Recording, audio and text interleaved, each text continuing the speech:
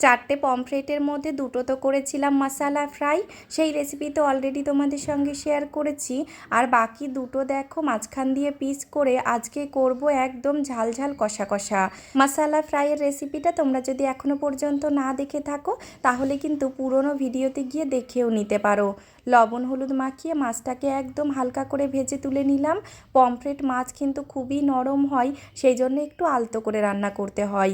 এদিকে আমি মশলা করে নিয়েছি, আলুটাকে লাল লাল করে ভেজে তুলে রেখে সেই কড়াইতেই সর্ষের তেলে শুকনো লঙ্কা তেজপাতা ফোড়ন দিয়ে পেঁয়াজ টমেটো সহ মশলাটাকে ভালো করে কষিয়ে নেব।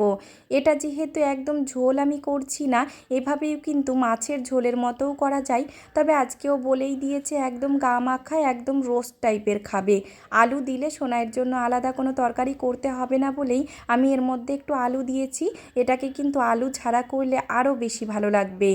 একদম শেষে দেখো পরিমাণ মতো একটু সামান্য একটু গুড় আর গরম মশলা দিয়ে নামিয়ে দেব। ব্যাস রেডি হয়ে গেল।